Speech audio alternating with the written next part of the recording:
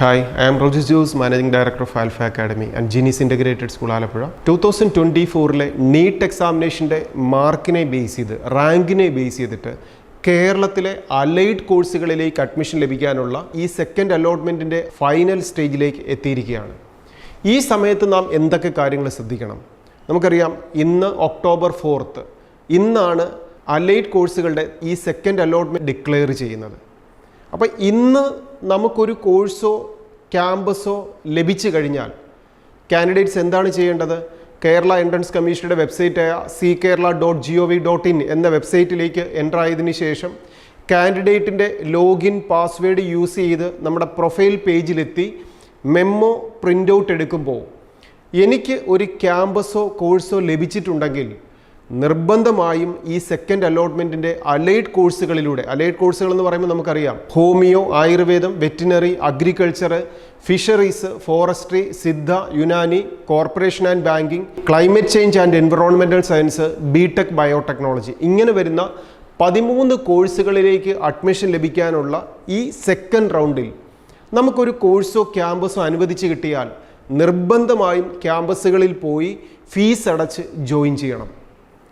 ഇവിടെ ശ്രദ്ധിക്കേണ്ട ഒരു കാര്യം, ഇനി എനിക്കൊരു അലോട്ട്മെൻറ്റിൽ തേർഡ് അലോട്ട്മെൻറ്റ്, അലൈഡ് കോഴ്സുകളുടെ തേർഡ് അലോട്ട്മെൻറ്റിന് വേണ്ടി ഞാൻ വെയിറ്റ് ചെയ്യട്ടെ എന്നൊരു സിസ്റ്റമില്ല. കേരളയുടെ അലോട്ട്മെൻറ്റിൽ നമുക്കൊരു ക്യാമ്പസ് ലഭിച്ചിട്ടുണ്ടെങ്കിൽ നിർബന്ധമായും ജോയിൻ ചെയ്യുക എന്നുള്ളതാണ് എല്ലാ വിദ്യാർത്ഥികളും ചെയ്യേണ്ടത്. അതിനുശേഷം തേർഡ് അലോട്ട്മെൻറ്റിലേക്ക് നമുക്ക് ആവശ്യമുണ്ടെങ്കിൽ ഹയർ ഓപ്ഷൻ കൺഫർമേഷൻ നമുക്ക് ചെയ്യാം. അത് തേർഡ് അലോട്ട്മെൻറ്റ് സ്റ്റാർട്ട് ചെയ്യുന്ന സമയത്ത് ഈ കാര്യങ്ങൾ പ്രത്യേകം ശ്രദ്ധിച്ച് ചെയ്താൽ മാത്രം മതിയാവും. അപ്പോൾ ഇന്ന് October 4th അലോട്ട്മെൻറ്റ് പബ്ലിഷ് ചെയ്ത് കഴിഞ്ഞാൽ 6th നും 9th നും ഇടയ്ക്കായി ഇൻ ബിറ്റ്വീൻ ക്യാമ്പസുകളിൽ പോയി ജോയിൻ ചെയ്യേണ്ട ടൈമാണ്. നമുക്ക് ക്യാമ്പസിൽ ജോയിൻ ചെയ്യുമ്പോൾ സബ്മിറ്റ് ചെയ്യേണ്ട എല്ലാ ഡോക്യുമെൻറ്റ്സുകളും കൊടുത്ത് തന്നെ ജോയിൻ ചെയ്യുക. ഫസ്റ്റ് അലോട്ട്മെൻറ്റിൽ ഏതെങ്കിലും ഒരു ക്യാമ്പസ് ലഭിച്ചിട്ടുണ്ട്, അങ്ങനെയുള്ളവർ ഇനി ഒരു ചേഞ്ചാണ് ലഭിച്ചിരിക്കുന്നതെങ്കിൽ അവിടെ നിന്നുള്ള എല്ലാ ഡോക്യുമെൻറ്റ്സുകളും പോയി വാങ്ങി തിരിച്ച് പുതിയ ക്യാമ്പസിൽ എവിടെയാണോ ലഭിച്ചത് അവിടേക്ക് ജോയിൻ ചെയ്യുക. ഫസ്റ്റ് അലോട്ട്മെൻറ്റിൽ ക്യാമ്പസ് ഒന്നും ലഭിച്ചിട്ടില്ല, ഇപ്പോഴാണ് സെക്കൻഡ് റൗണ്ടിലാണ് എനിക്കൊരു ക്യാമ്പസ് അനുവദിച്ച് കിട്ടിയിരിക്കുന്നത്. അപ്പോൾ എല്ലാ ഡോക്യുമെൻറ്റ്സുമായി പുതിയതായിട്ട് നമുക്ക് അനുവദിച്ചിരിക്കുന്ന ക്യാമ്പസിലേക്ക് ജോയിൻ ചെയ്യുക. ഇനി ഫസ്റ്റ് റൗണ്ടിലും സെക്കൻഡ് റൗണ്ടിലും എനിക്കൊരു ക്യാമ്പസ് ലഭിച്ചിട്ടില്ല, തേർഡ് അലോട്ട്മെൻറ്റിന് വേണ്ടിയിട്ട് നാം വെയിറ്റ് ചെയ്യുക. ഇതിനോടൊപ്പം തന്നെ നമുക്കറിയാം MBBSൻ്റെയും BDSൻ്റെയും ഓൾ ഇന്ത്യ കൗൺസിലിങ്ങിൻ്റെ തേർഡ് റൗണ്ട് October 3 മുതൽ ചോയ്സ് ഫില്ലിംഗ് സ്റ്റാർട്ട് ചെയ്തു. ചോയ്സ് ഫില്ല് ചെയ്യേണ്ട ലാസ്റ്റ് ഡേറ്റ് October 9 ആണ്. ഇങ്ങനെ ചോയ്സ് ഫില്ല് ചെയ്യുന്ന സ്റ്റുഡൻസിൽ നിന്നും 11th തേർഡ് റൗണ്ടിൻ്റെ അലോട്ട്മെൻറ്റ് പബ്ലിഷ് ചെയ്യും. 11th പബ്ലിഷ് ചെയ്ത് കഴിഞ്ഞാൽ 18th ബിഫോർ നാം കോളേജുകളിൽ എല്ലാ ഡോക്യുമെൻറ്റ്സും കൊടുത്ത് ജോയിൻ ചെയ്യണം. നമുക്കറിയാം തേർഡ് അലോട്ട്മെൻറ്റ് എന്ന് പറയുന്നത് ഓൾ ഇന്ത്യയുടെ MBBSൻ്റെയും BDSൻ്റെയും അതുപോലെ ഡീംഡ് യൂണിവേഴ്സിറ്റികളുടെയും ഒക്കെ തേർഡ് അലോട്ട്മെൻറ്റ് എന്ന് പറയുന്നത് ഒരു പരിധിവരെ എല്ലാ സീറ്റുകളും ഫില്ല് ചെയ്യുന്ന ഒരു ഫൈനൽ സ്റ്റേജിലേക്ക് എത്തിക്കഴിയും.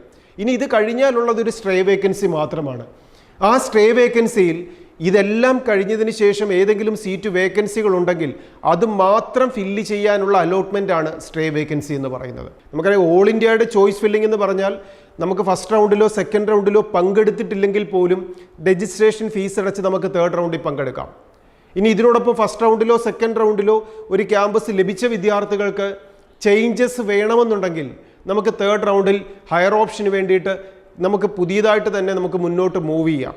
ഇങ്ങനെ ഓൾ ഇന്ത്യയുടെ തേർഡ് റൗണ്ടും കൃത്യമായിട്ട് എല്ലാ വിദ്യാർത്ഥികളും പങ്കെടുക്കുക. കേരളയുടെ MBBSൻ്റെയും BDSൻ്റെയും സെക്കൻഡ് റൗണ്ടിൻ്റെ കോളേജുകളിൽ ജോയിൻ ചെയ്യാനുള്ള ലാസ്റ്റ് ഡേറ്റ് ആണ് October 5th എന്ന് പറയുന്നത്.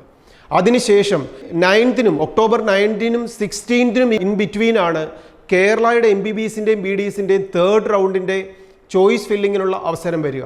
അങ്ങനെ 16th മുമ്പായിട്ട് ചോയ്സ് ഫില്ല് ചെയ്യുന്ന വിദ്യാർത്ഥികളിൽ നിന്നും തേർഡ് റൗണ്ടിൻ്റെ അലോട്ട്മെൻറ്റ് 18th പബ്ലിഷ് ചെയ്യും. 18th 23rd ഇൻ ബിറ്റ്വീൻ MBBSനോ BDSനോ കേരളത്തിൽ ഒരു തേർഡ് അലോട്ട്മെൻറ്റ് ലഭിക്കുന്ന വിദ്യാർത്ഥികൾ കോളേജുകളിൽ ജോയിൻ ചെയ്യേണ്ട ലാസ്റ്റ് ഡേറ്റ് ആണ്.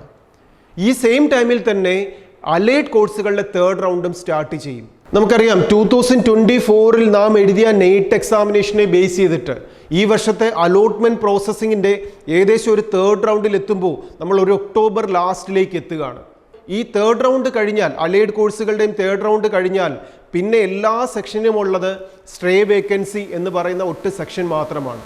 അപ്പോൾ ഈ സമയത്ത് തേർഡ് റൗണ്ടിൽ എത്തുമ്പോൾ, ഓൾ ഇന്ത്യയുടെ തേർഡ് റൗണ്ടിലേക്ക് എത്തുമ്പോൾ, ഓൾ ഇന്ത്യയുടെ MBBSൻ്റെയും BDSൻ്റെയും തേർഡ് റൗണ്ടിലേക്ക്, കേരളത്തിൻ്റെ MBBSൻ്റെയും BDSൻ്റെയും തേർഡ് റൗണ്ടിലേക്ക്, അലൈഡ് കോഴ്സുകളുടെ സെക്കൻഡ് റൗണ്ടിൻ്റെ ഡിക്ലെയർ ചെയ്ത് ജോയിൻ ചെയ്യേണ്ട സമയമായി.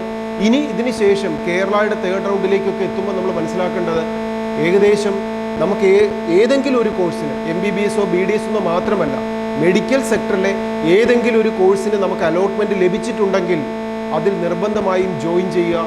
ഇനി MBBS BDS ഇന്ത്യ മുഴുവനുള്ള ഏതെങ്കിലും ഒരു സീറ്റ് ആവട്ടെ, അത് പ്രൈവറ്റ് സെൽഫ് ഫിനാൻസിങ്ങോ ഡീംഡ് ക്യാമ്പസുകളോ ഗവൺമെൻറ് സീറ്റുകളോ ഇനി ബാക്കി വരുന്ന ഏത് കോഴ്സും ആവട്ടെ, നമുക്ക് അർഹതപ്പെട്ടതും നമുക്ക് ഇഷ്ടപ്പെട്ടതുമായ ഒരു കോഴ്സ് വേണം പഠിക്കാൻ.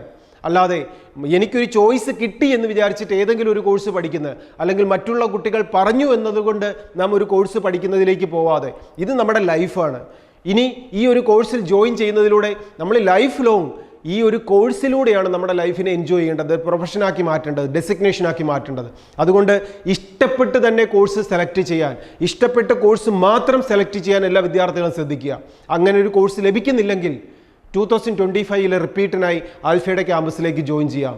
റിസൾട്ട് നേടി നിങ്ങൾക്ക് മടങ്ങാം. എല്ലാവരോടും പുതിയ അപ്ഡേറ്റ്സുമായി നമുക്ക് വീണ്ടും കാണാം എന്ന ഓർമ്മപ്പെടുത്തലോടെ ബെസ്റ്റ് വിഷസ്.